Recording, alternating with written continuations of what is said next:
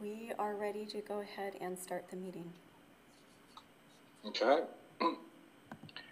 Go ahead and call the study session, or this is the special meeting to order. So if you would do the roll call, Amy. Councilmember Bruins. Present. Councilmember Daniels. Here. Councilmember Middleton. Present. Vice Mayor Miller. Here. And Mayor Slowey. Present. Thank you, Amy. I believe you said we have one public comment, so if you could read that before the study session, that would be great.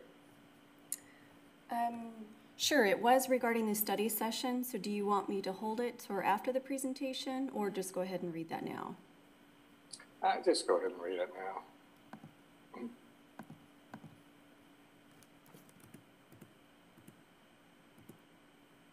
Okay. I'll forget if I have to come back to it. Sure.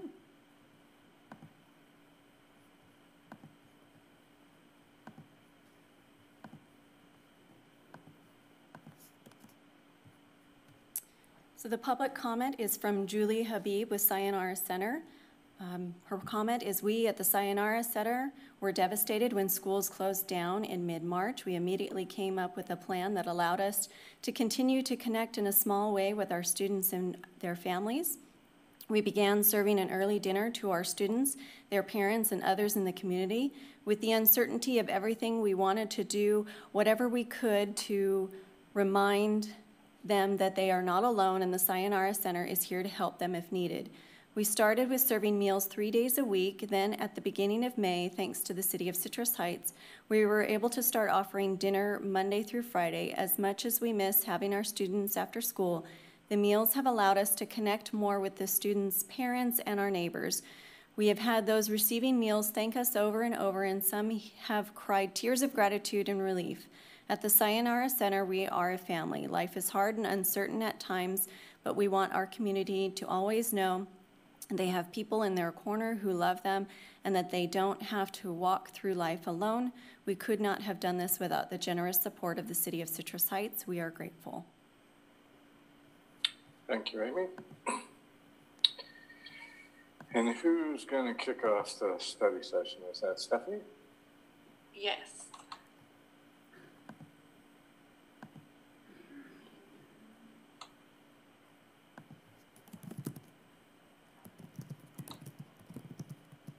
Okay, thank you, Mayor, Council. Tonight we're here to talk about two housing funding opportunities that the city has. The first one is something you're familiar with already, the CDBG CARES Act funding, in which you already allocated the first phase. And then the second part is to talk about the city's application to a new program. It's called the Permanent Local Housing Allocation, and it's through the state. And we need to submit a 5-year plan for this program. So we'll go over potential projects and eligible activities. So first I'm going to start with the CARES Act, which is the federal CDBG funding. In March is when the CARES Act was enacted. And then in April, on April 23rd, is when the City Council allocated the emergency funding. This was to ensure that the city could start incurring costs to be able to reimburse itself for when HUD actually released the administrative procedures.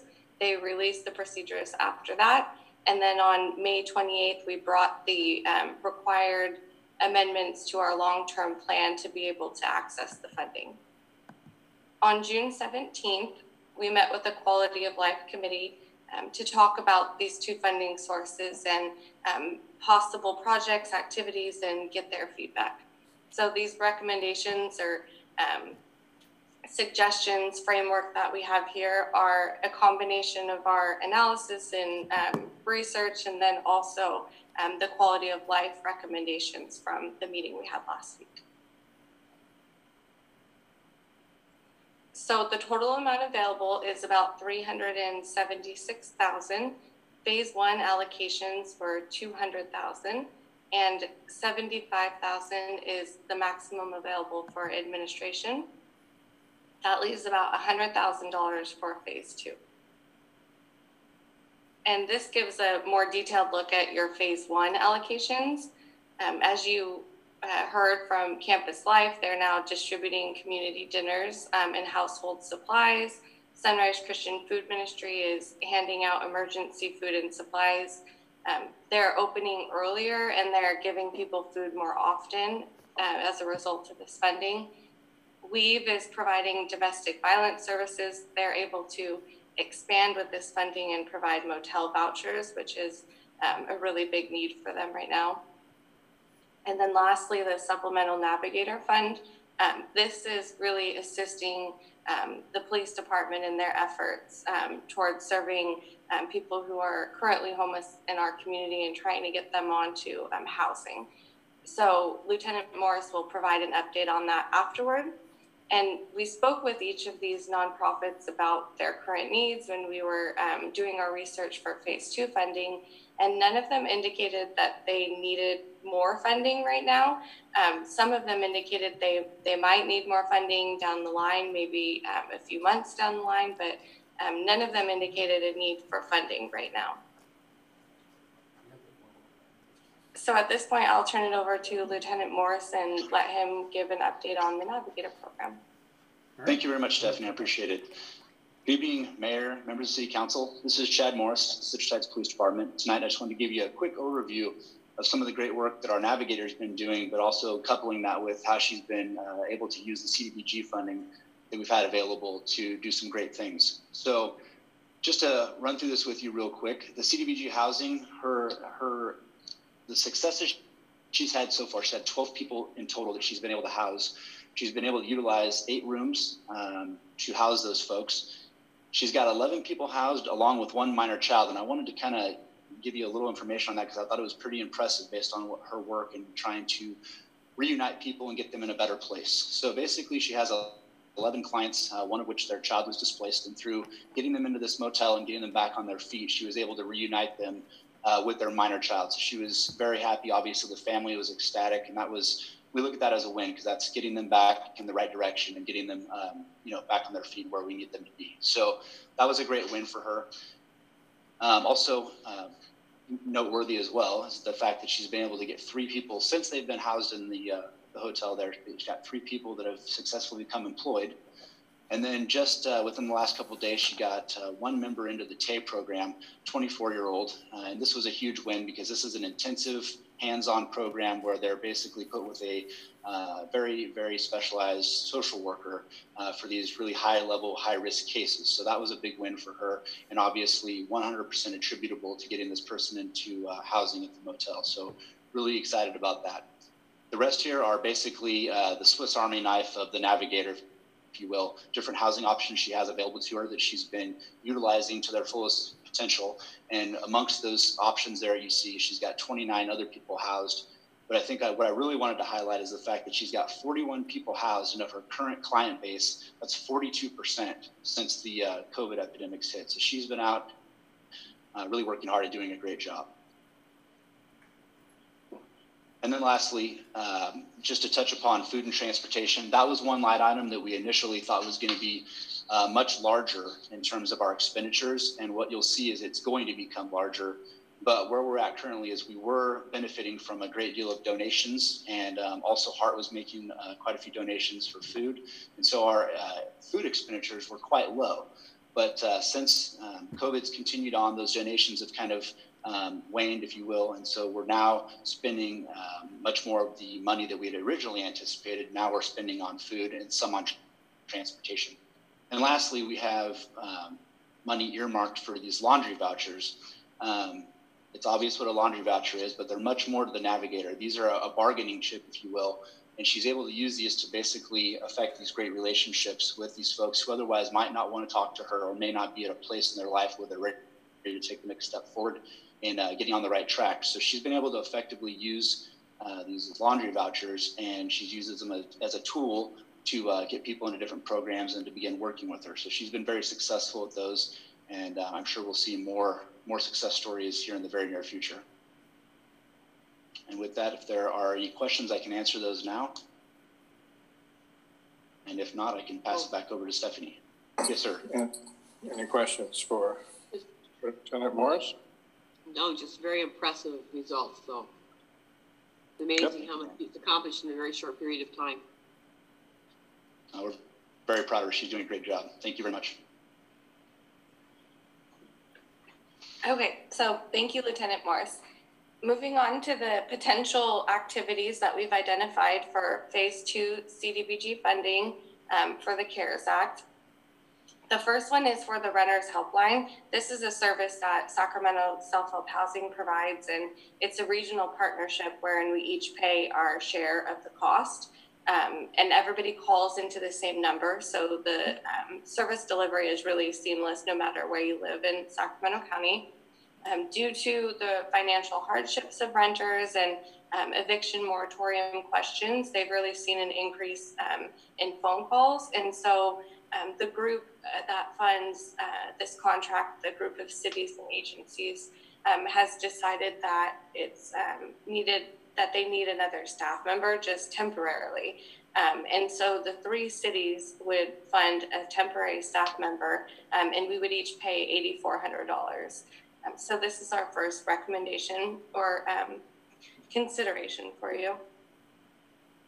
The second one is the Great Plates Delivered program. This is a great program that the city is offering to residents that offers them food, so they don't have to go out and get that for vulnerable populations. The city has to pay a match of that program, 6.25%, and currently it would be funded by the general fund. So we're hoping that we can utilize this funding source to be the city's required match for the Great Plates program.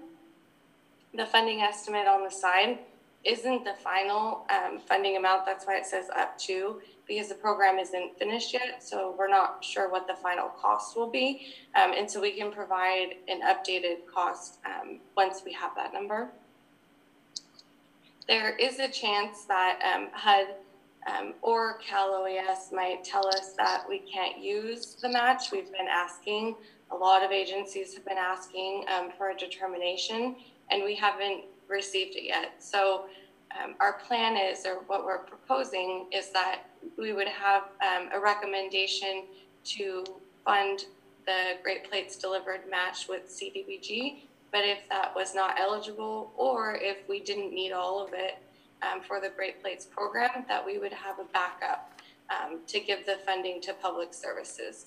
Because although the Phase 1 grantees don't need money right now, some of them will, they say they will soon. And then, you know, we did hear from some other nonprofits who currently don't receive CDBG funding that also say that they need CDBG funding for services as well. So we think that there is still a need there, and in the event that the Great Plates Delivered match isn't eligible, that would be a backup consideration that we have proposed. So I don't know if you have any questions now, or if you want me to go ahead and move on. Any questions for Stephanie? No. Okay, keep going. Thank you. Okay, so part 2 is the Permanent Local Housing Allocation, or PLHA, and this was authorized by the big housing package that was passed in 2017, and it's a real estate transaction fee, and it's a permanent source of funding, which is really good for the city. Citrus Heights is estimated to receive about $1.8 million over the next 5 years, which is about $376,000 a year. This is just a revenue projection because it's based on the actual amount of fees collected. So it's important to note that this amount will fluctuate from year to year, but this is what they're having us plan for at this point. There are a lot of eligible activities for this program. Just to highlight a few, you can do affordable housing development. You can assist people who are at risk or experiencing homelessness. You can do home ownership opportunities like down payment assistance, and you can also provide incentives for affordable housing projects.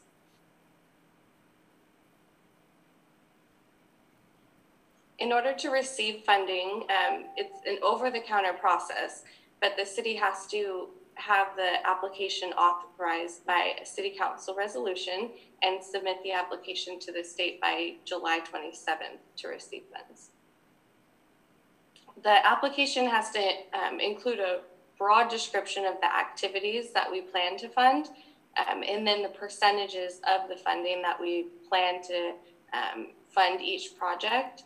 But we don't need to have specific activities identified right away. We can do that via resolution at a later date.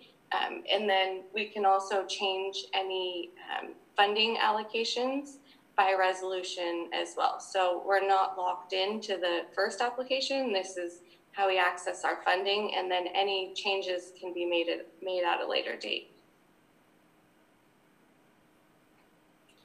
Thinking about the eligible activities, we identified a few projects that fit within the guidelines, and we're recommending having these 3 broad categories within our application, and then identifying the activities listed below, but coming back to you to really specify what the later years would look like, because it's hard to project what the city might need, and we don't have the actual funding amounts either. So the first project is the Sayonara Drive redevelopment project.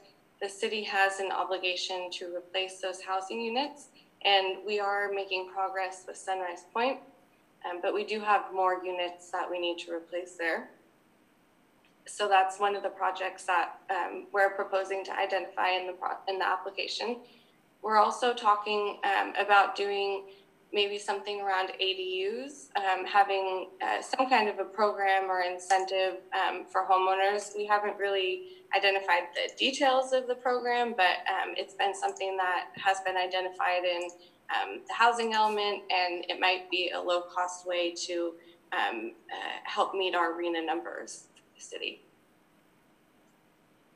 In addition, we're thinking that this would be a really good funding source for the Navigator program. It's currently funded with CDBG and General Fund, and this is a permanent source of funding. So we think this would be a really great opportunity to try to move some of that cost over to this funding source, and then look and see if we can maybe expand our efforts a little more. And then lastly, we're hoping that this could help with our first-time homebuyer program, because it is allowed, we are allowed to assist people earning up to 120% AMI in some cases. This could really help us to assist people who can qualify for a home given the high cost of homes right now. So we're hoping that this might help us fund some more first-time homebuyer program loans. And this is really a broad overview. As I said, we would come back with specific activities, and we're open to feedback as well. So the next steps for this funding, July 9th, we're bringing back the actual application for your consideration. This is the piece that we need in order to submit it to the state to get our funding. And that's due on July 27th. And then on August 13th, we plan to bring the other amendment to our long-term CDBG plan to incorporate the funding allocations for phase 2. So at this point, I'll turn it over to you, Mayor Slowey, and if you want to have a discussion, if you have any questions for me, whatever you prefer. Okay, thanks, Stephanie. I mean, it seems pretty straightforward. The proposals on the table all make sense. Obviously, you know, since we don't know about Great Plates, I like the contingency. We can always go out, you know, to the other nonprofits and see what they have. And while these are great suggestions, I heard you say that we're not locked into those programs under the PLHA. I mean, by resolution, we can change that. So I think it's a good starting point. So you're not, do you need any direction from us tonight, or is it just kind of laying out what the process is? If we have any questions that you can answer. Because I mean, to me, it makes sense. I'm fine with it. Anybody else have any questions or concerns? Okay. And it really is also just to provide a opportunity for public comment consistent with the guidelines. So, and of course, if you have any questions or feedback that we can incorporate in the final application. I like, I was muted, sorry. I just wanted to say, let us know when you get the determination on Great Plates. Of course, I will. Thank you. and I like long-term regarding the Navigator program, if we can find, you know, a source of funding for that outside the general fund, I think we're that much better off, because I don't see that program going away. But this seems like a great place to put it if it works, so. Any other questions, comments, or concerns from the council? No. Thank you for your work, Okay. Stephanie. Yeah, good job, Stephanie. Thank you, and thank you to Lieutenant Morris and everybody else who participated. Yeah, we'll give him a high five. Thanks. Fist bump. Thanks, Stephanie. All right, so Amy, is that like, that was it? Now we have TikTok dance or something till 7, or, I mean? Yes, that was the only item until 7 p.m. Okay, so I will let you all hang out. I think we can mute and disappear for a bit. And we'll see you back here a couple of minutes before 7, everybody. Thank you.